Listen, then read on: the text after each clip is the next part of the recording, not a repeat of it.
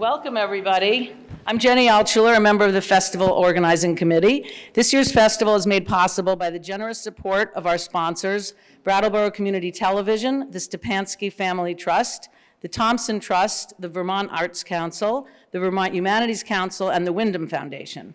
We would also like to thank our advertisers. You'll see that in the festival program book, and we encourage you to support them. The festival is run entirely by volunteers, but has very real expenses. Your donations allow us to present this festival every year, and we encourage you to contribute using the QR code on the donor cards that you'll see around. And there's also the QR code in the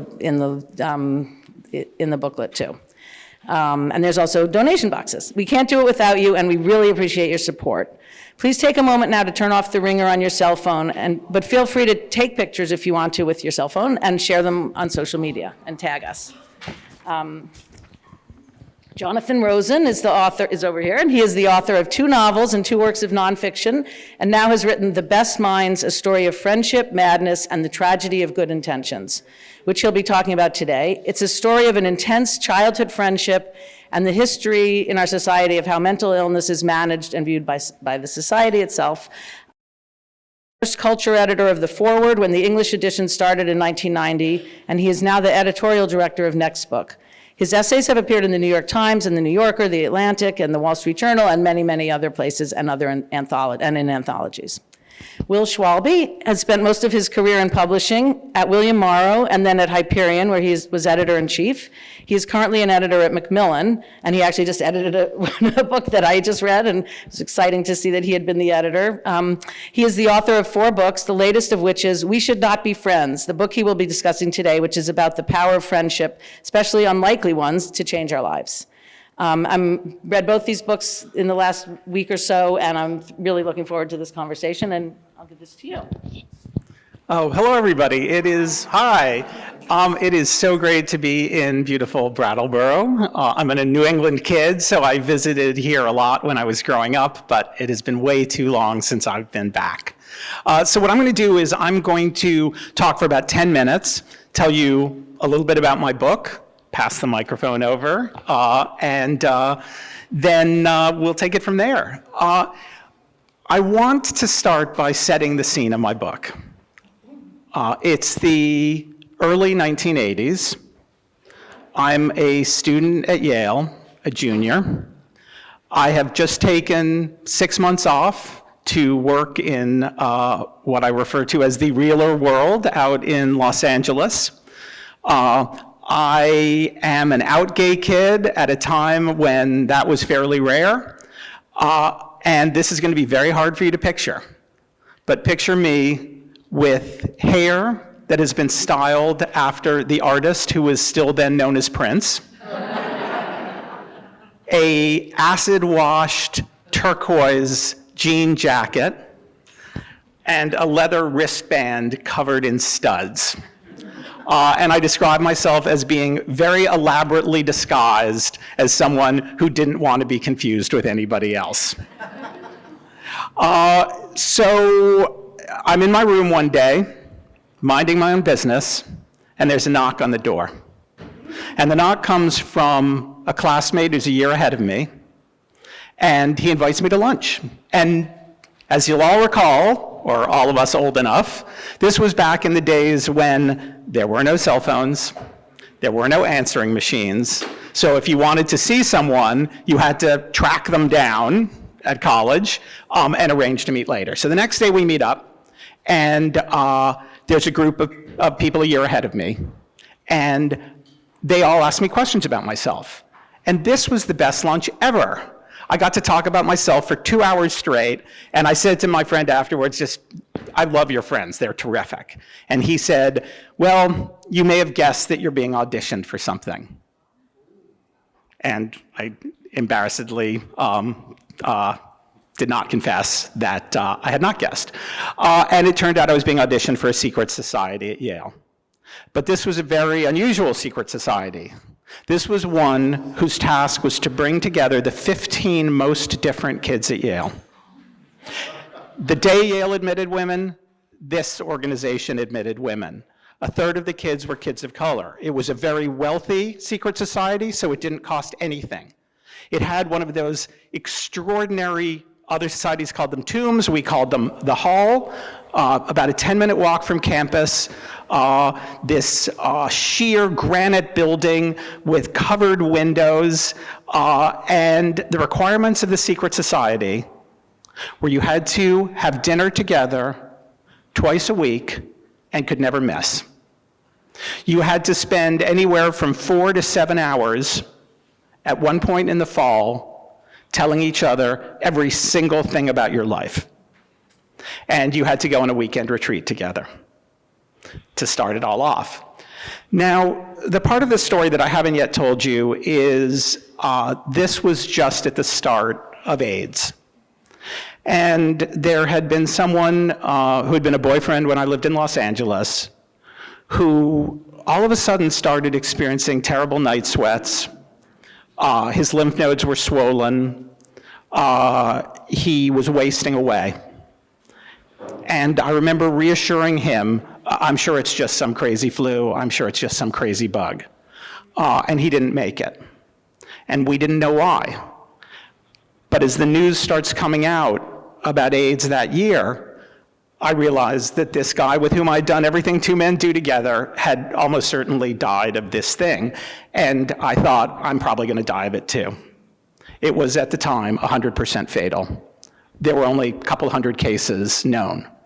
So I was working on an AIDS hotline, and senior year, I was GMHC buddy, that's Gay Men's Health Crisis, New York organization, and going to this crazy secret society. And I always thought, you know, I know everybody I need to know, so if I don't like this thing, I'm just gonna quit.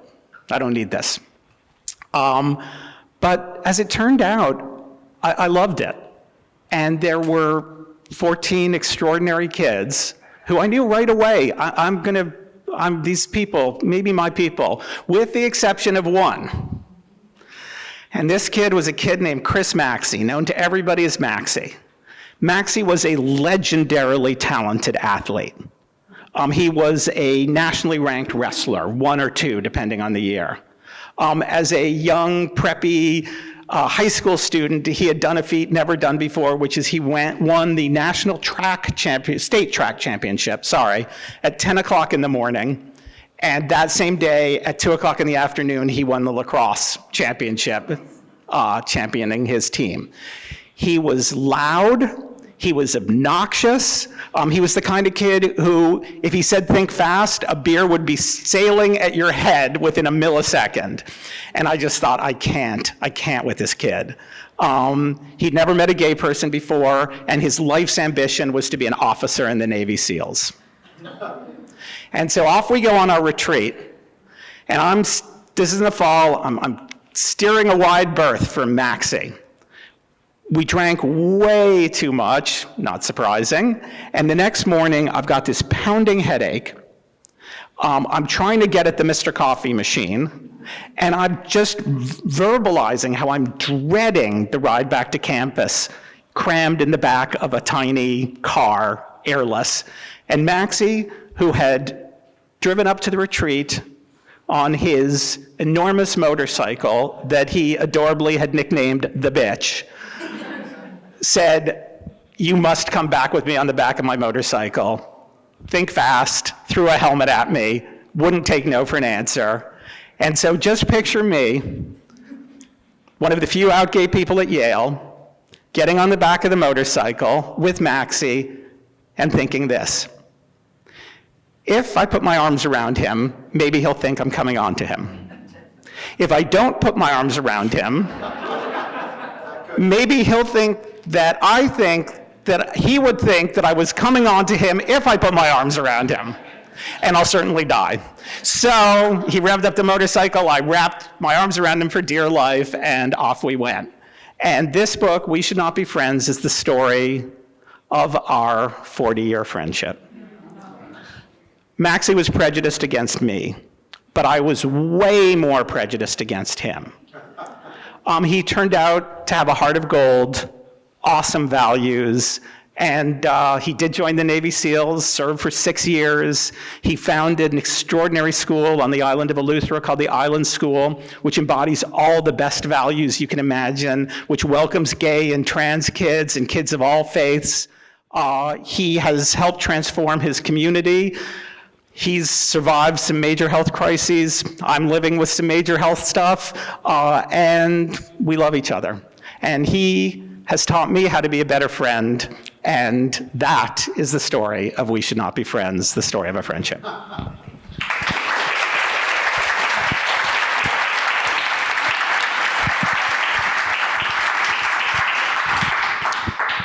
That was terrific, and you were exactly the right amount of time. I'm not checking my email. I don't wear a watch, so I'm going to look down. It's really wonderful to be here.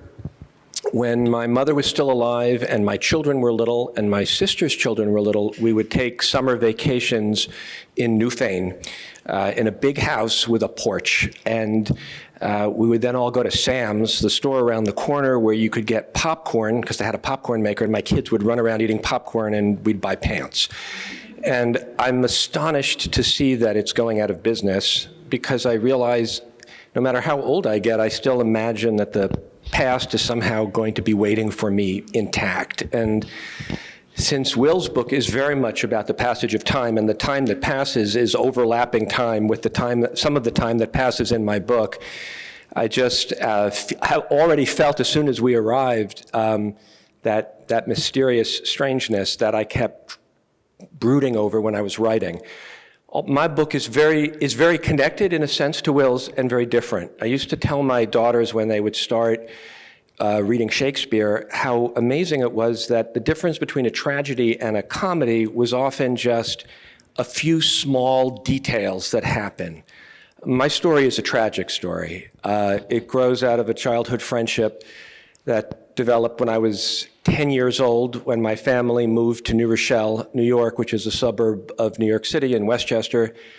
I met Michael, my friend, the day we moved there. He was 10. I was 10. We lived on a very short street. He was brilliant, and we did everything together. We were very competitive, although he was a much better student than I was. He read amazingly fast. He had a photographic memory. I was dyslexic, although no one told me that. I was just always, I was always hiding and pretending and filling in the gaps. And he would tell me the plots of books. We both went to Yale. Michael graduated in 3 years. He then began to develop what was diagnosed as schizophrenia after a year out. But he had already applied to law schools, got into all of them, deferred Yale, and went from his halfway house to Yale Law School, which he completed. He was very, very celebrated. Although he didn't get hired, the New York Times wrote a big profile of him, brought him to the attention of publishers, so he sold a memoir he was going to write to Scribner's, and Ron Howard bought his life story. And so suddenly he had a couple of $1 million. He was going to be in a movie. Brad Pitt was going to play him. It was going to be the story of someone's triumph over schizophrenia. That's how the New York Times story presented it. But he moved into this apartment with his fiancée. He stopped taking his medication, and he killed her. And then 3 years after, in other words, 3 years after he had been in the New York Times as a genius with schizophrenia who was an advocate for people with severe mental illness, he was on the cover of the New York Post under a gigantic single-word headline, Psycho. And neither of those two versions captured either Michael, his individual humanity, or his illness. And in a sense, I'm writing a little bit about the space between those things. But I'm also writing about someone who grew up on my street and who was my best friend. He was my best friend in childhood. And although we ran always, it seemed, on parallel tracks, our lives, of course, were very different.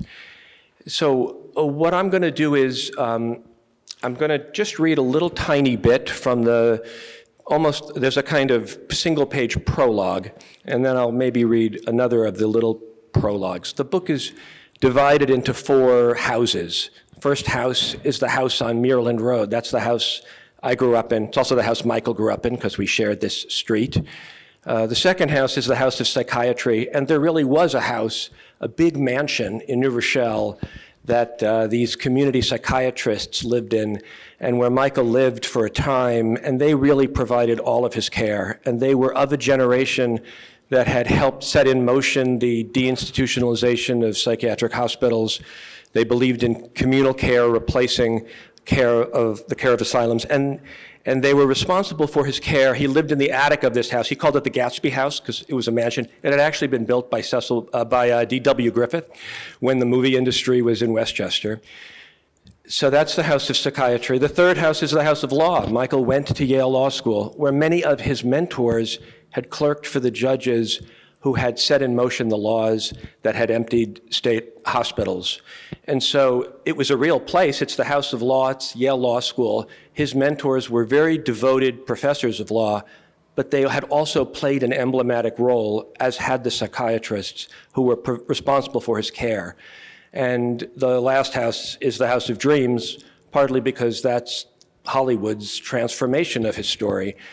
And people kept telling Michael's story sort of for him and to him. And so the business of telling this story was partly telling my story and our story, partly untelling stories that are that worked their way not only into the representation of Michael, but into people's understanding of what mental illness is, how you care for it.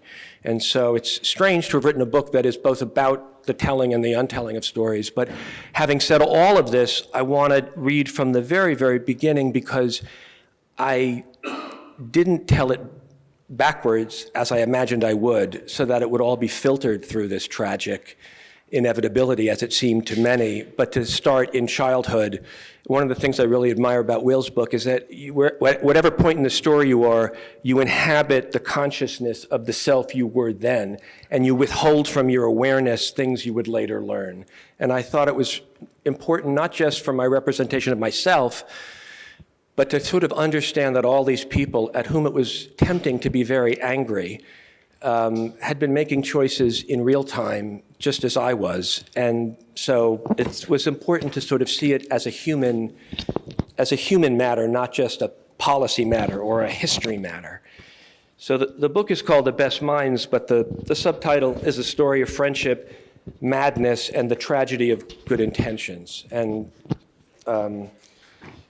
but I begin with friendship, and I'm going to actually begin just by reading this little epigraph. I have a lot of epigraphs. I really love epigraphs. I think sometimes it's because when I was younger, I didn't often do all the reading, but a quote could get you really far,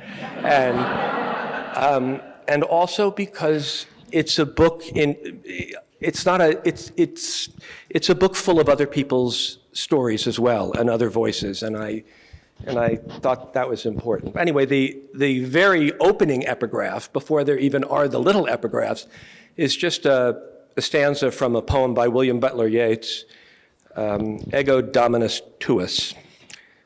I call to the mysterious one who yet shall walk the wet sands by the edge of the stream and look most like me, being indeed my double, and prove of all imaginable things the most unlike, being my anti-self.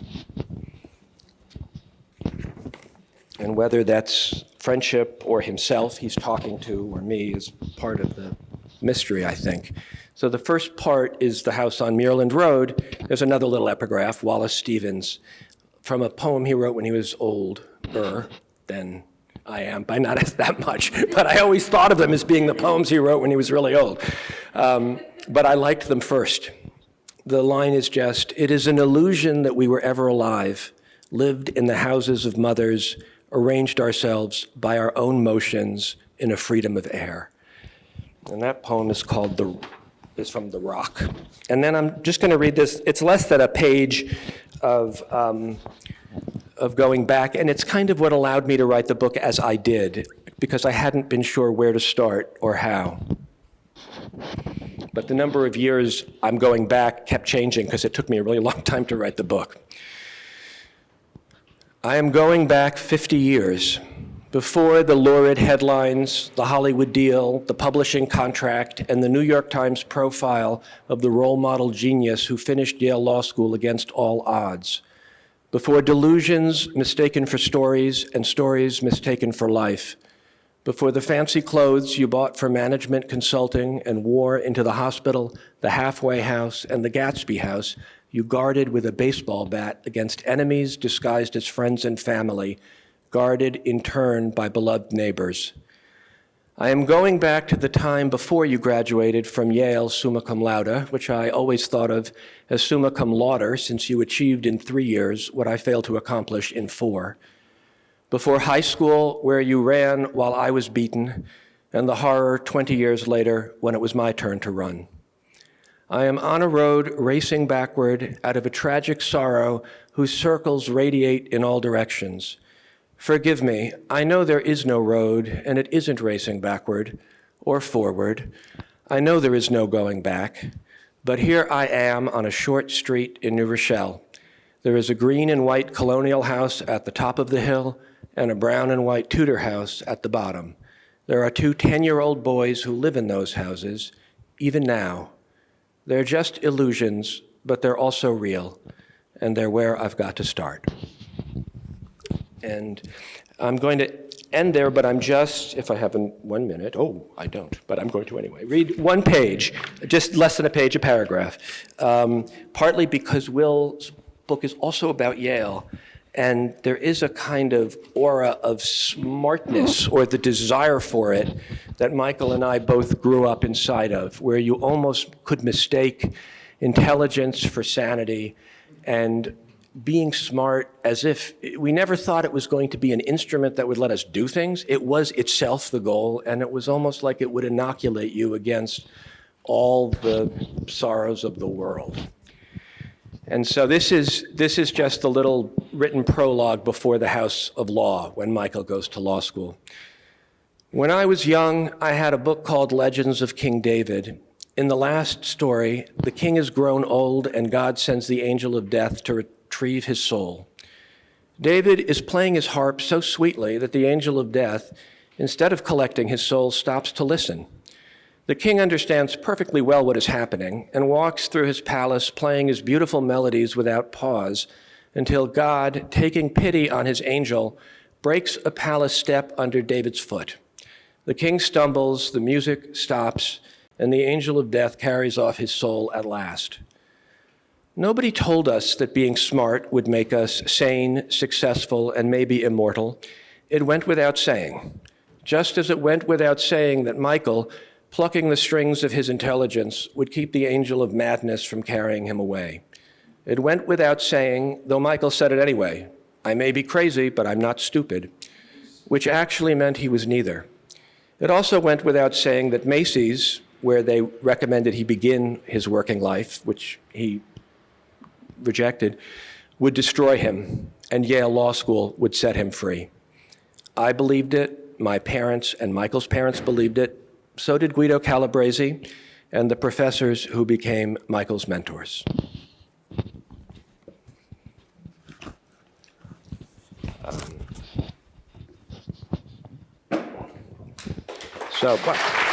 And that's the end of that reading, right.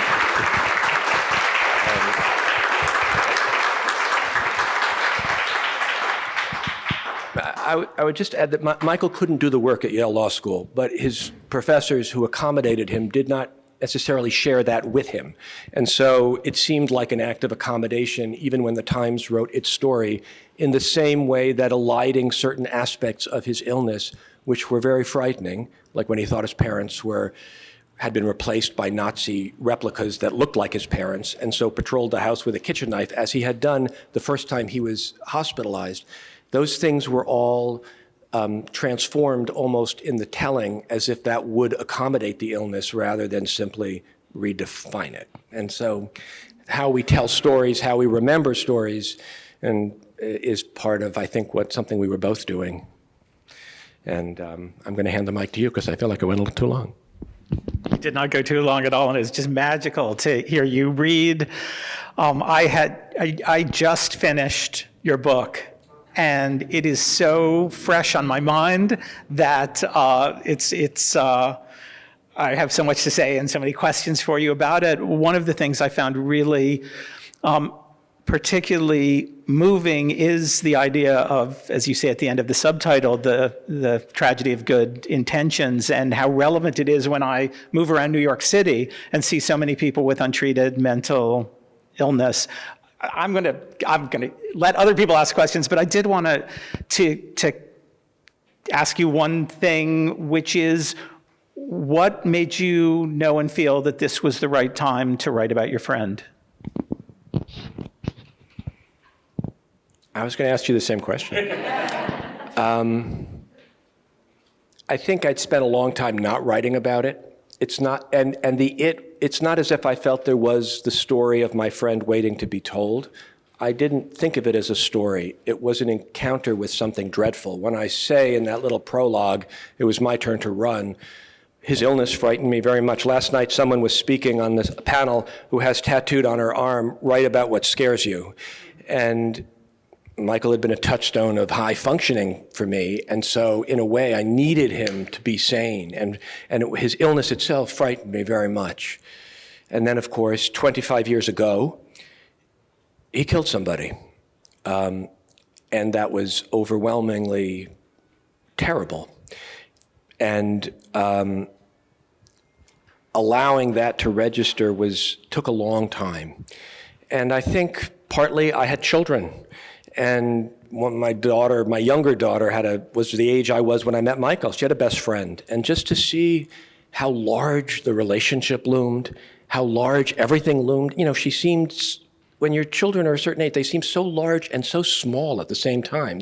They're never incomplete. And I realized that I was that age when I met my friend. And at a certain point, I realized I was old enough to be Michael's father and my own father when we met.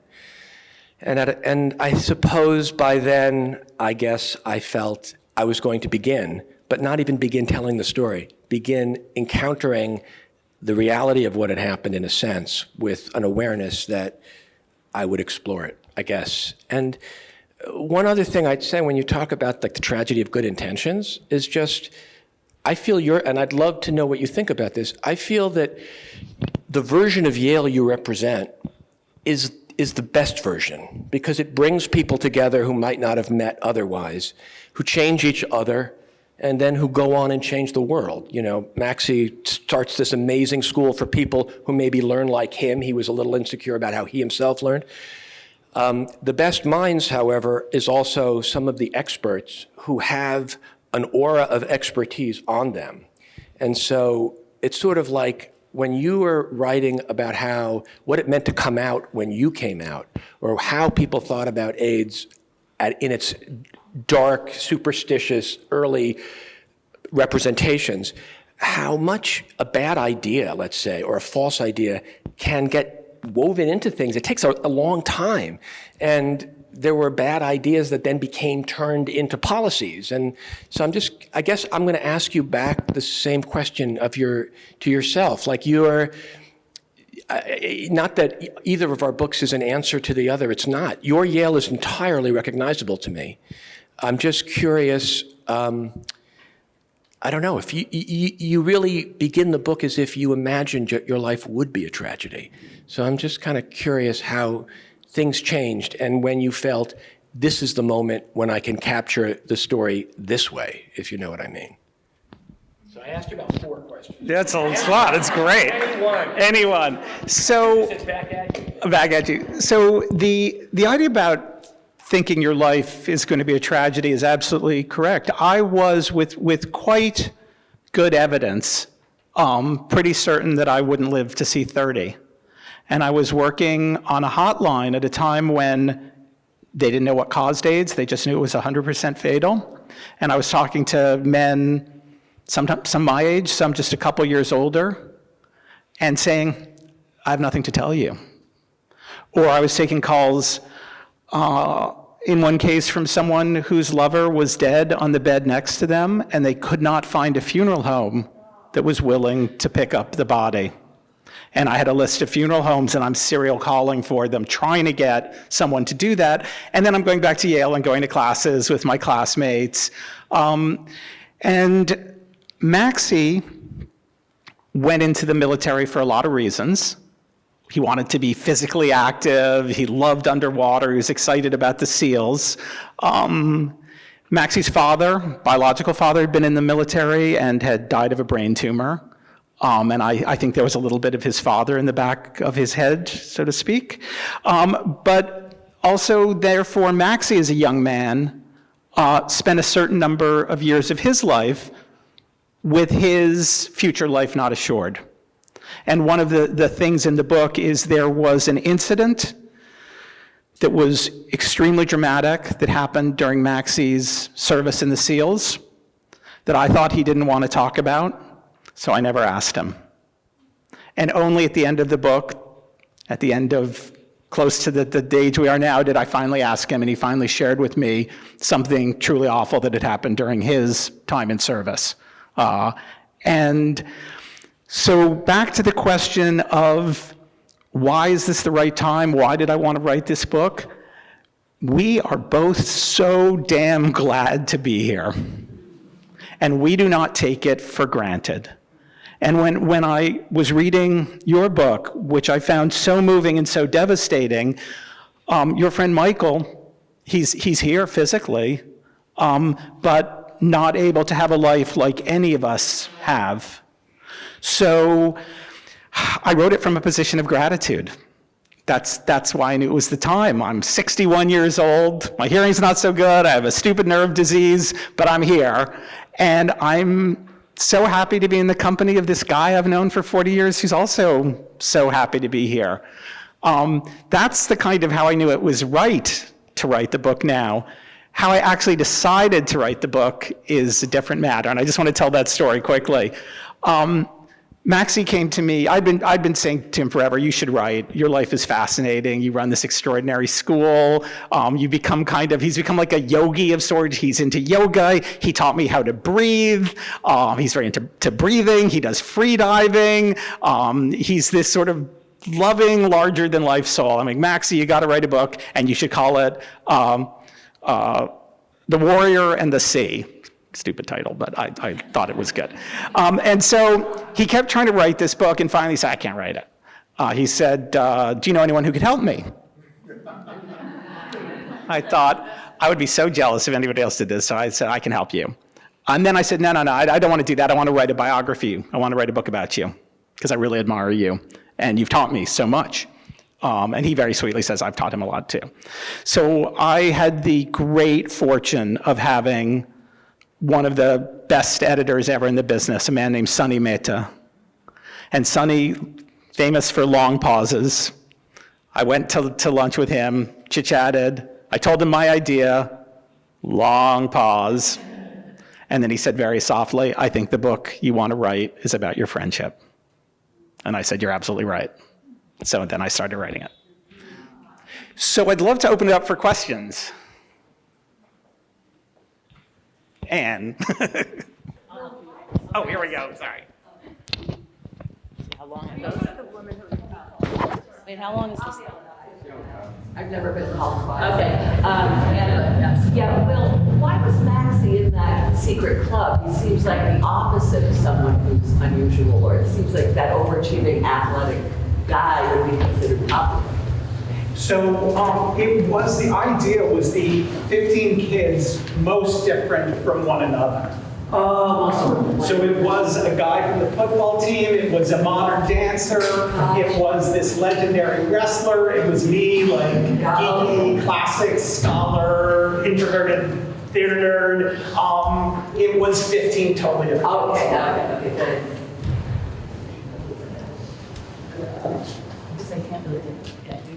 Sure, thank you. So, Will, I haven't read your book yet, but I have read Jonathan's. And Jonathan, I'm a colleague of Micha's, so I'm glad to meet you finally. I thought the book was fantastic, but there were a couple questions left for me because you made yourself so vulnerable in the book. One of them that you touched upon was your competition with your mother. about writing.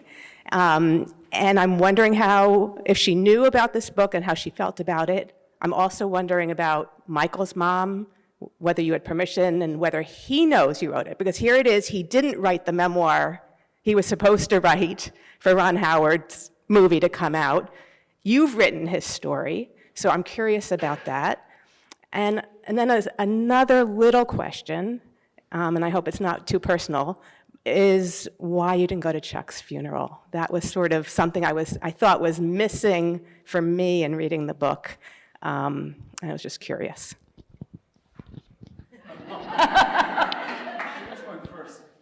Oh, sorry. Maybe I shouldn't have. And that's why I did those things. The first question was about my mother. My mother was a writer. And just as I grew up in a house where, for some reason, Michael and I, as in Michael's house, his father was a college professor, my father was a college professor, we just assumed you'd get into your brain like a rocket ship and just blast off, and that it would somehow carry you away. We also shared this notion that I got very directly, partly because of my mother, I suppose, that stories mattered a lot. And it wasn't just that they mattered a lot, and it wasn't even just that the victor wrote the story. Writing the story made you the victor. Saying something well meant you had triumphed over the chaos of the world. There's a phrase my mother sometimes quoted, that the world exists to be put into a book, which is Paul Valéry, a French poet. And it made perfect sense to me, because I preferred the world, even dyslexic as I was, preferred the world that you could master that way. But one of the many things that is both true and not true is that stories are everything in themselves. And so the competition, I suppose you could call it, with my mother is partly just she was the storyteller and raised me in many ways to value and love those things. But I think she wanted to be the articulator of her world, and I was part of her world, and partly for other reasons as well. But she knew I was writing the book. She was eager for me to write it, and she sometimes worried, or would say, just when I was really worrying that I might just die on the mountain and never finish it, she'd say, even as she was declining, and she died at 96 2 years ago, "You ever going to finish that? I wouldn't wait. You never know what could happen to your editor. Like, my editor might be hit by a bus." I think she even said that at one point. So there is this idea that you need to tell a story, but at the same time, I don't believe the world exists to be put into a book. And the same way, I don't believe, and in fact, I think it's been a terrible distortion, that intelligence has been, the fact that it seems to have been equated with worth was part of what made Michael's story so terrible. Everyone was invested in him doing something that seemed like a recognition of brilliance, as if ordinariness would not have merited, as if, and the soul, the psyche, used to mean the soul before it became the psyche of psychology, just the mind. And the measurable mind in the early 20th century, when eugenicists were applying IQ tests to see whether or not they could sterilize you, and the United States thought they could. 3 generations of imbeciles are enough, as Oliver Wendell Holmes famously said in a grotesque Supreme Court ruling. That was what you were left with when you no longer believed people had rights intrinsically because of their inner worth. And so this world of super smart people felt they were bestowing on him a kind of citizenship by continuing to see him as being super smart, whereas he needed to be recognized just as someone with an illness that needed to be met in the ways that such an illness needs to be met. And in a weird and unexpected way, the telling of stories seemed like part of that, because everyone kept telling his story. And at the end of the New York Times profile, the dean of Yale Law School says he's a young man who's faced a terrible illness, but he has conquered it.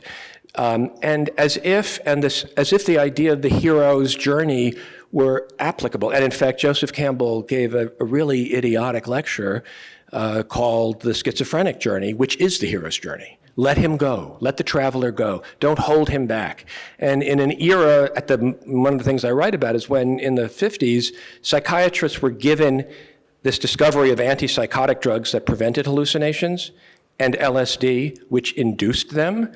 one of those things was called mind expanding, transcendent, enlarging. Therefore, those who have such experiences must be themselves transcendent creatures. Why on earth would you smother such a thing? And so for cultural expediency, the people severely ill from whom metaphors were borrowed and used almost in stories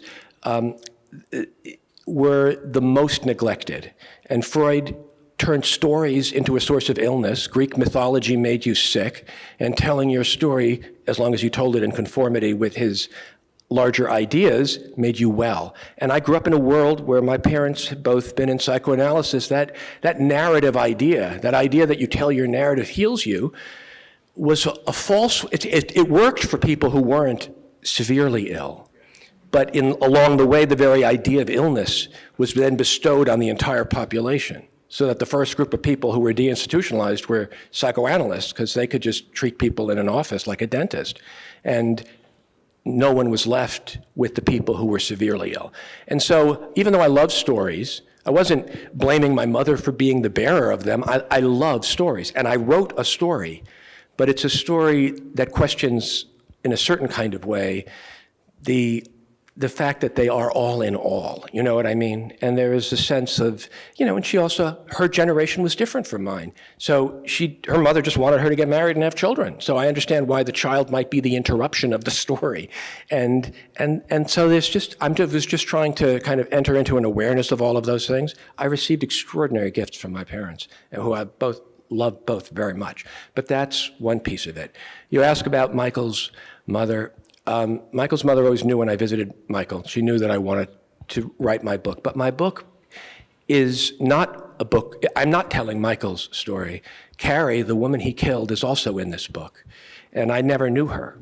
And not creating her, but attempting to conjure her in a real and vivid way, because she too paid the price for both the good intentions and the poor care and the sense of bestowing something by imagining that someone who wasn't taking medication and no longer knew what was real and didn't allow her into the apartment because he thought she was an alien and yet felt they couldn't do anything, that in fact was not honoring Michael's autonomy. It was encouraging his illness and jeopardizing the life of the person who actually he loved more than anyone in the world. And so this blurring in my mind, I guess, also of the way stories are fantastic. They, however, are not medicine. And when they start leaking into the kinds of things that we tell, then that gets bound up in the kind of story that I was trying to tell, which is how all these things can go wrong. But also how often it's the person who isn't there who doesn't even have a story. One of my epigraphs is from the Washington Post story about Carrie. About the victim, less was immediately known. It was a press frenzy because Michael was famous. And the movie that was made, they were going to start filming the movie of Michael's life with Brad Pitt. Then he killed Carrie. That month, Vanity Fair ran an excerpt of A Beautiful Mind, and Ron Howard's company bought that. But is it a beautiful mind because he was a genius?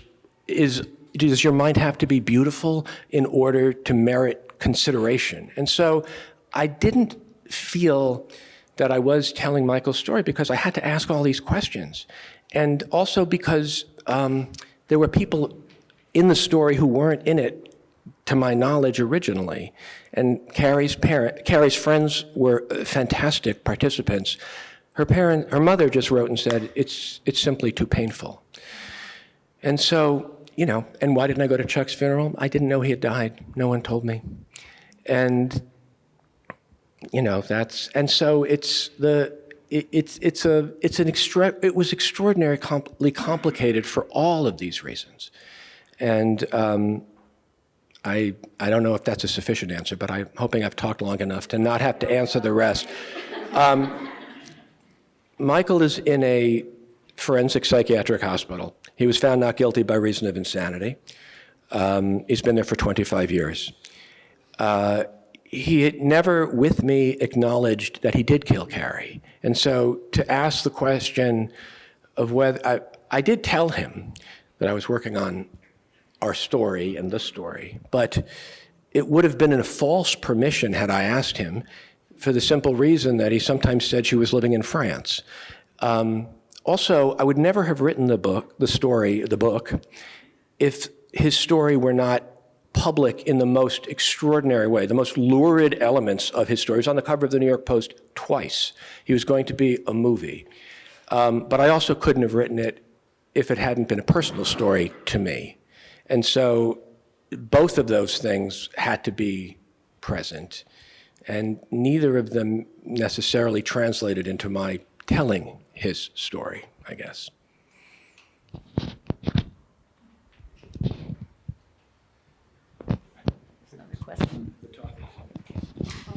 Can you come just, I can talk loudly, I think.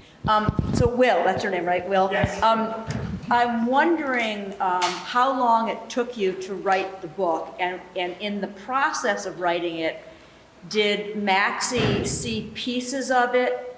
Was it important for his approval, or did he see the book when it was complete? Did everyone hear the question? Well, remember I said that Maxey started a school on the island of Eleuthera? So of course I had to go to Eleuthera a lot. So it took me a couple of years, 3 years to write.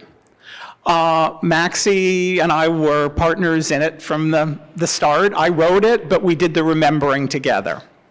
And we tested our memories against each other. Even though it's a memoir, I fact-checked like crazy. I called everybody to fact-check every single thing I could. We unfortunately had written each other a certain number of letters. If it was a letter that Maxey had written me and we didn't have it, I asked him to recreate it. So I'd say, cast your mind back to this year. You wrote me a letter, what would it have been?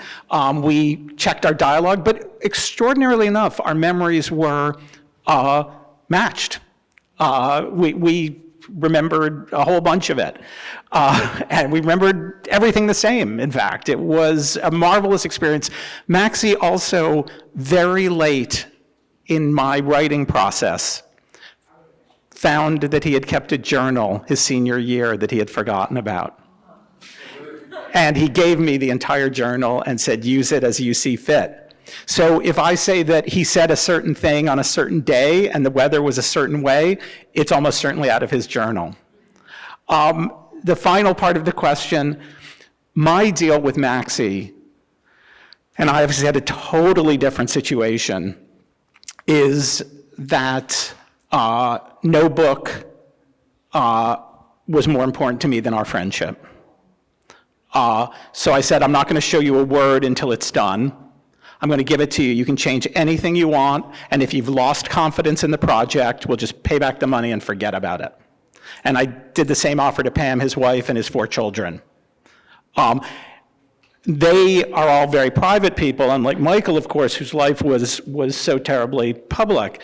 The kids, I don't know if they read it, they said great. Pam read it, she said don't change a word, even though I talked about a lot of extraordinary things in life. Maxey read it, and he said, I just have one request. It's like, what is it? Anything. He said, I know we drank a lot, but can you take out some of the drinking? I am the head of a school. So I took out probably half the drinking, and I don't know if anyone's read the book, but everyone's like, man, you guys drank a lot. And we've been going around the country promoting together, and it's made our friendship only the stronger. While we're on the topic of process, hi Jonathan, I want to ask you something. I love this book, and I think it's an astounding book in terms of all the places it goes. The depth of the connection with your friend, and all the history, and all that you say about psychiatry and about the law. How the hell did you do it? Did you get to a point and stop and say, oh my God, I have to go read everything from that decade about psychiatry? It's astounding to me, all the places you go, and I'm very curious to know how. Did you imagine you would go all those places at the start? How was the process? Yeah, that's a good question. The question was about the process. Did I think I would go to all the places that I go to in the book? I didn't think that, but it just kept happening.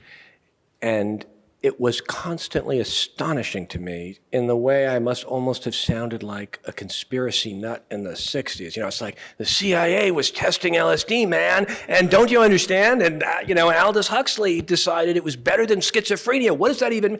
And law professors, I mean, the thing is, I didn't understand how it was, and this was a very important moment in my deciding, I suppose, to write the book as I did, was to have a conversation with the daughter of the psychiatrist who had been so important to Michael.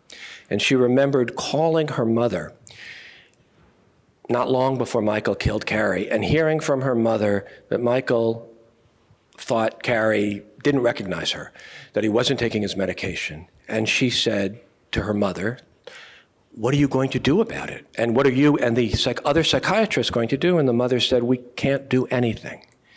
And it was clear to me the reason this woman, who's since become a friend, who is a little bit younger than me and Michael, the reason she kept telling me that story is she wanted to know the answer. The answer to that question is not how her mother was. It has to do with how you could go from President Kennedy saying, we're going to replace the cold custodial care of the asylum with the warm embrace of the community. How did that happen? What was his motivation, and how did it go wrong? And to understand that, you kind of have to understand, I had to understand what psychiatry itself was. And it's all, of course, really complicated. And I was afraid, I didn't want it to be, it's not an allegory. It just happened that this big house with psychiatrists in it was, in fact, the location of the place of the people who had really devoted their lives to emptying out Hudson Valley Hospital and trying to create a way to care for them, but then they didn't. And so I guess in the end, I did feel like I had to I didn't go to law school, and you know what it is also, I'll say this, the law professors, who were an amazing group of people, were having their own reckoning. And so although you collaborated with Maxey, it mattered to them. They understood that something had gone terribly wrong. And they even understood that what they had participated in when they were younger was itself an outgrowth of the best intentions and the world they lived in. For them, they had all been young, active in the civil rights movement. And they saw liberating, as they considered it, people with severe mental illness, no different in a way from the battle for integration or tearing down other kinds of walls. If you thought about that too closely, it's not a very, it's a demeaning metaphor for both sides of that equation. The color of someone's skin by which you should judge them is not the content of their mind, and the content of their mind, if they're ill, isn't their character. Nevertheless, they had all grown up they had liberated themselves, they thought, with psychoanalysis. And then they also had crashed the gate in a meritocratic world where being smart mattered enormously. And the greatest favor they could bestow personally on Michael was to sort of share this aura with him, whether or not he couldn't do the work, which he couldn't. And so one of the law professors said to me at the end, "Don't blame Hollywood," because I had said how strange it must have been for someone who didn't know what was real and what wasn't to contemplate seeing himself played by Brad Pitt. And he used to go around saying to various law professors, "Who should play you?" He'd say to the dean, "I think Danny DeVito should play you." And he was but what the professor, who's a very eminent constitutional law professor, said to me was, "Don't blame Hollywood." He said, "If Hollywood's to blame, we all are." He said, "Yale Law School gave the story to the New York Times. The New York Times gave the story to Hollywood. And probably," he said, "before that, his friends gave the story that the New York Times wrote, including me in his circle, correctly, by the way." And by the time I was done figuring out all of those well-intentioned elisions of reality, I had to, encountering everything was scary and hard. Public policy was scarier for me than neurology. Nothing was scarier for me than having to write about my own bar mitzvah. And, when Will met me yesterday, he said, "Oh, the nose looks good," because I get beaten up on page 40. But in the end, and I was never sure I was going to be able to do it, because it was like, I'm very bad at puzzles. My older daughter's very good at it. And there are some puzzles that are round, and you can only do them if all the pieces are already put together. It's a paradox. And she could kind of hold them together, and I was always afraid everything was going to fall out of my hand. But thankfully, and thanks to the woman sitting in the back row over there, my wife, I've decided that I could piece these things together, partly because I'm the person telling the story. And so I guess I figured my ignorance would be the instrument of my discovery, That makes sense. But thank you. It was really just a beautiful thing for you to say. And here I went and tried to answer it. It's just hard. I'll be loud. I want to ask you, William, about a year or two ago, my wife's book club happened to have chosen End of Life Book Club. And when I of course, didn't even look at the brochure this morning. Here I am sitting here, so I will read the new one. I want to just ask you, maybe to some folks in this room that have read that book, your relationship with you and your mom as she's dying, and you guys discover the connection. I remember, to this day on our refrigerator is a little magnet thing that's a quote from there. But in a nutshell, I'm going to bring it to the current. I think you're paraphrasing, or you're quoting your mom. It has to do with when emotional things happen. Could be devastating, whether it's a cancer diagnosis or anything, loss, that the method of getting through it is via action. Blew me out of the water, but to this day I still look at it. I wanted to ask you, how is your, I don't want to sound hokey or new agey, but how is your mother present in some ways with you today? Not necessarily in this room now, but or in the writing of we should not be friends as well. How is your mother showing up today? Oh, wow. Well, can you tell me your name? Sorry. David. David, first of all, you've made my day, week, month, year. So thank you. That was so sweet. I'm really grateful to you. Just quickly, for those who don't know, I wrote a book called The End of Your Life Book Club about the 2 years I spent discussing books with my mother when she was dying of pancreatic cancer. My kind of mantra is remembering is joyful. It's forgetting that's painful. And so, yes, my mother's present with me every day, and she is here in this room, and I think about her all the time, and I love that, and it always makes me happy. If I go a couple days and I haven't thought about her, and I realize it, that's when she's really gone, and that's when I'm sad. So, yeah, she's very present. She was very present in this book. To speak to that quote you mentioned, if I'm remembering correctly, and it's very relevant for today, it came after a discussion about the book The Kite Runner by Khaled Hosseini.